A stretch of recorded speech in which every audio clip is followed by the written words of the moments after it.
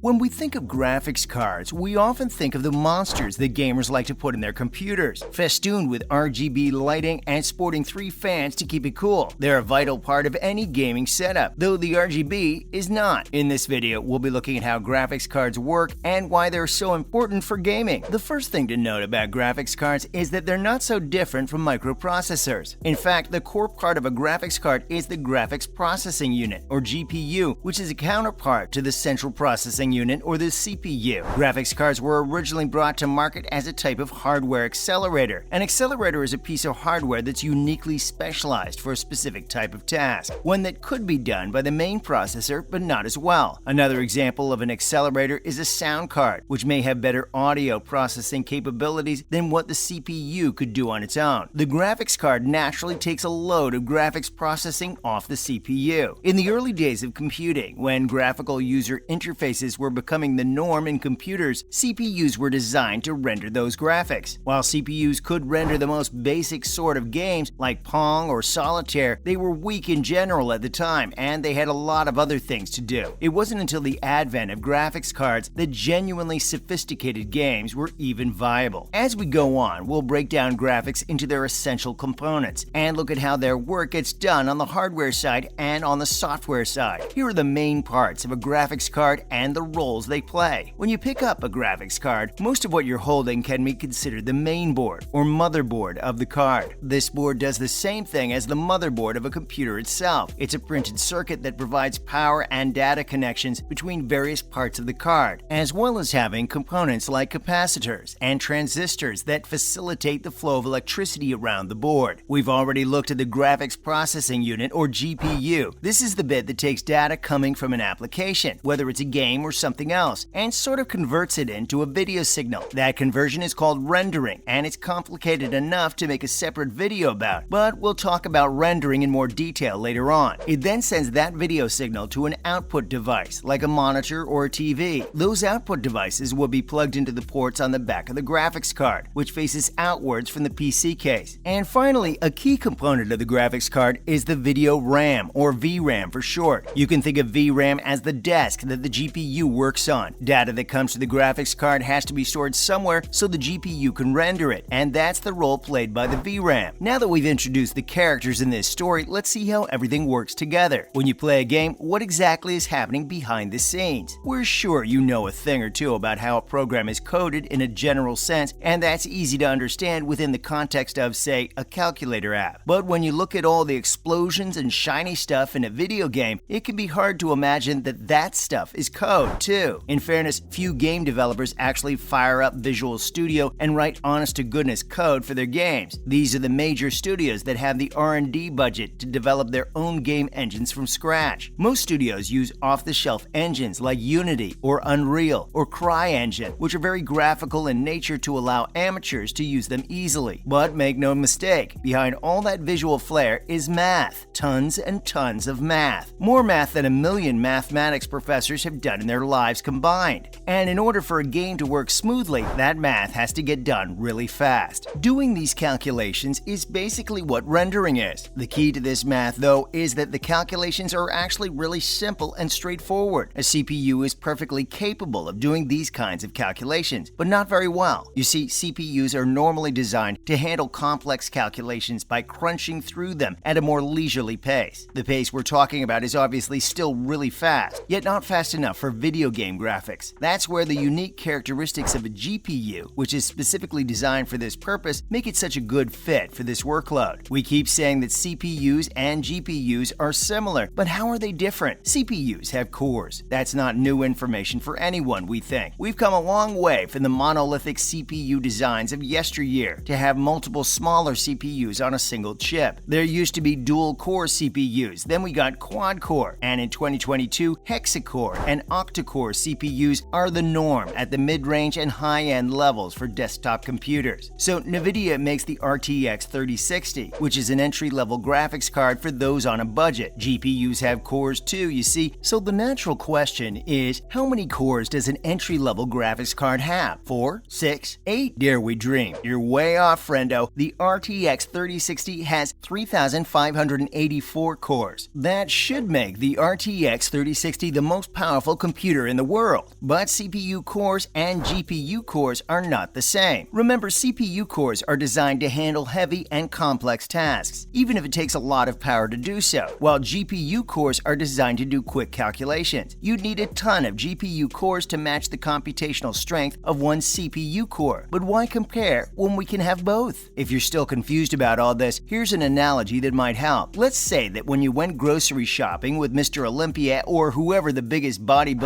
is right now, if you were to put all of your groceries in one bag, it'd be really heavy. You have no chance of lifting that, but it'd be short work for your bodybuilder friend. Most people tend to pack their groceries into lots of smaller bags though, and as strong as the bodybuilder is, the sheer quantity of these lighter bags is just more than he could carry. The extra pair of hands you bring to the table are genuinely more useful in this scenario than all the brute strength the bodybuilder gained in the gym. And that's the difference between a CPU core and a GPU core. One last detail we'll cover: what's the difference between integrated graphics and dedicated graphics. If you're shopping around for a laptop especially, you may have heard of some having integrated graphics and others having a dedicated graphics chip. What we've been talking about so far is actually dedicated graphics. The term basically implies that there's a separate and independent graphics processor that works solely on rendering graphics for the computer. It isn't just about laptops either. When you put a graphics card in a desktop computer, you're still adding dedicated graphics to the system. But you see, graphical flair is a big part of interface design these days.